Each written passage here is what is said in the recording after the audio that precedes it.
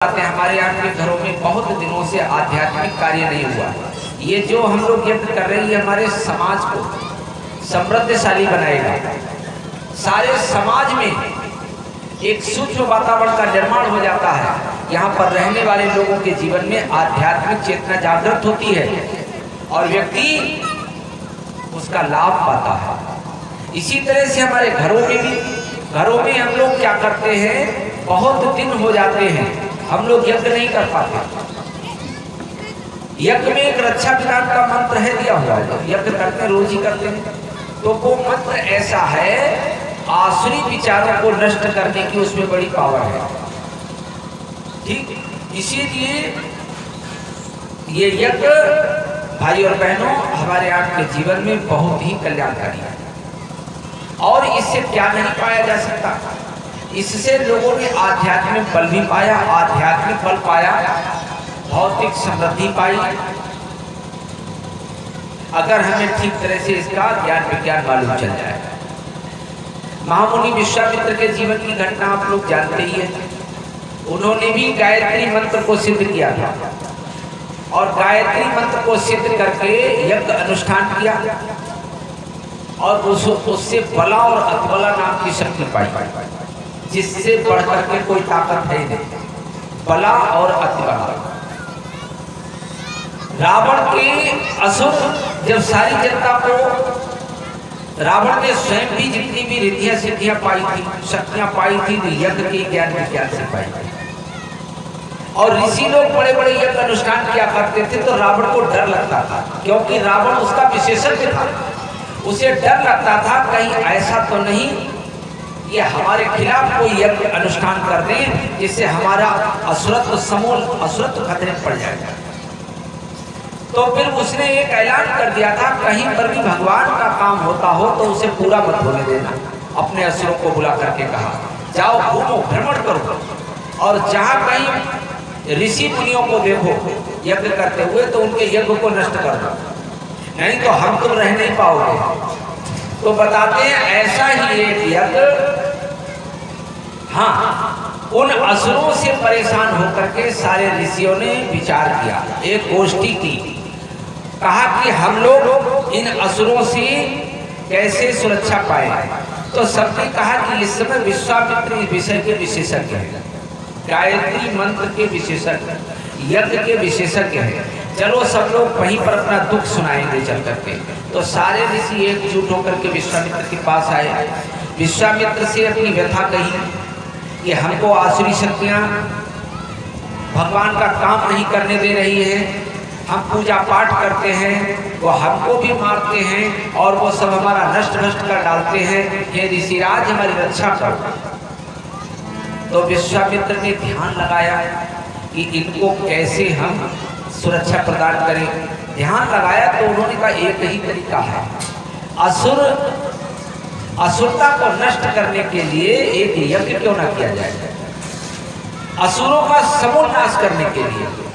तो विश्वामित्र ने कहा, हे ऋषियों मैं एक यज्ञ करूंगा, तुम सब लोग एकजुट होकर के जिसके पास जो हो साधन, जो भी साधन जिसके पास हो वो ला करके यज्ञ को सफल बनाने के लिए लगाओ। ऋषियों ने कहा हम तैयार हैं और यज्ञ शुरू हो गया।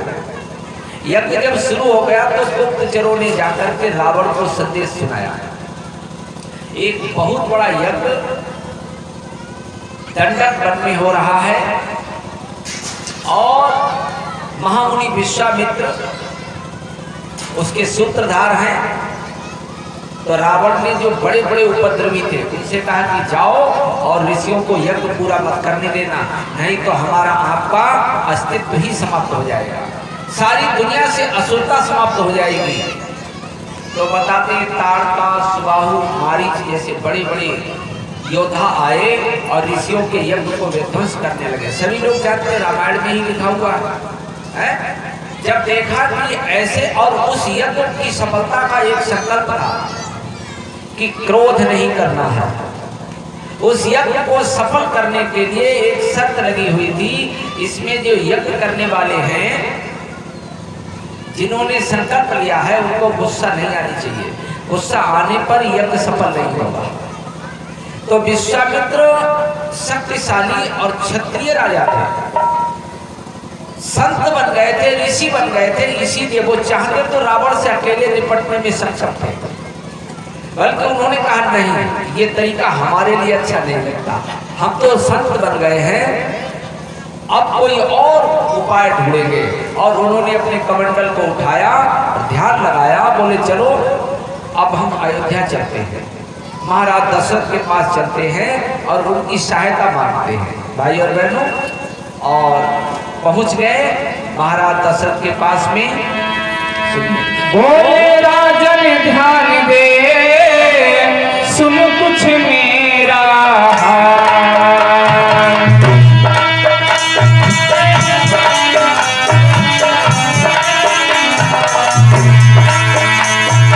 बोले राजन ध्यान दे, सुन कुछ मेरा हाल, ऋषियों की रक्षा सदा करते हैं भोपाल।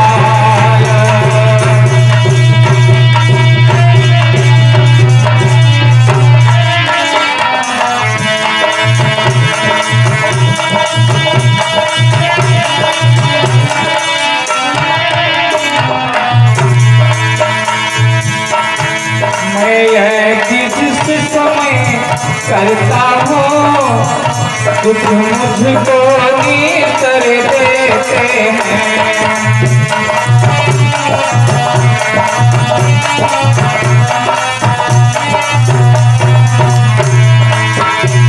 मैं जिस समय करता हूँ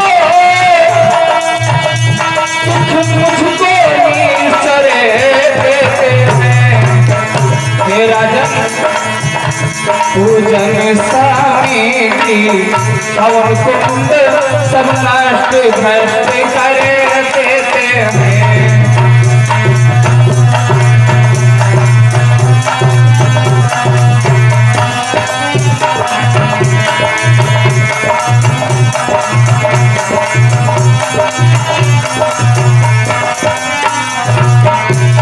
असुरों के अत्याचारों से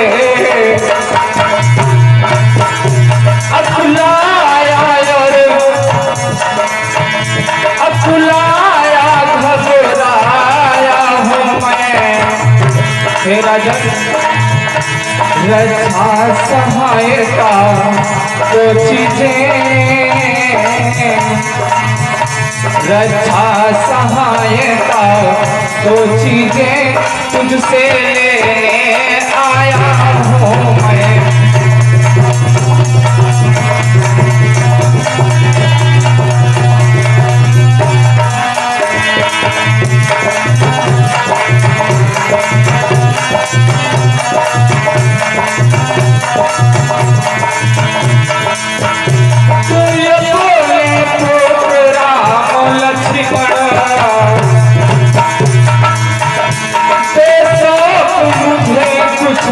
दिवसों को इसमें है तुझको पुण्य यश,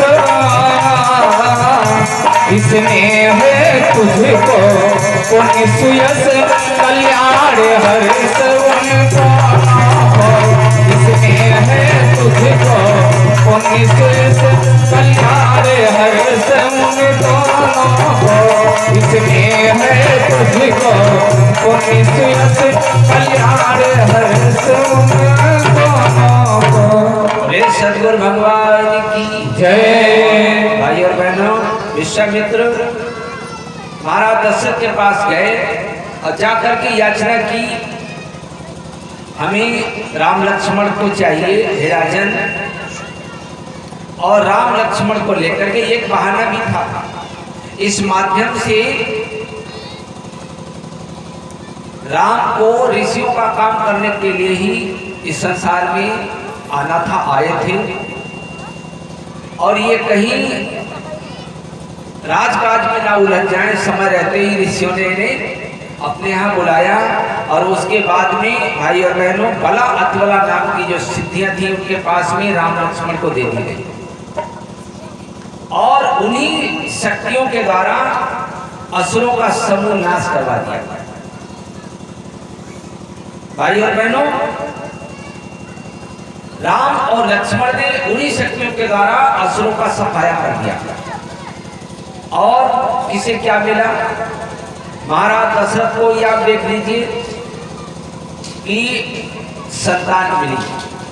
रामायण में ही, वेदों में तो इसका बहुत ही महत्व बताया गया। रामायण में ही लिखते हैं कि महाराज दशरथ के कोई संतान नहीं थी। आजकल क्या होता है, और महाराज दशरथ ने क्या किया? देखिए, एक समय राजा ने आईना देखा, चक्रवर्ती सम्राट थे, उन्हें बुढ़ापा नहीं मालूम चला कब बुढ़ापा आया। जब आईना देखा तो कुछ बाल कानों के पास सफेद हुए, तो उन्होंने कहा अरे ये तो वृद्धावस्था आ गई। एक दिवस अचानक राजा ने दर्पण में अपना मुख देखा, देखा कुछ बाल सफेद हुए, देखा कुछ बाल सफेद हुए, चौथे पल को सले मुख देखा, देखा कुछ बाल सफेद हुए, चौथे पल को सले मुख देखा।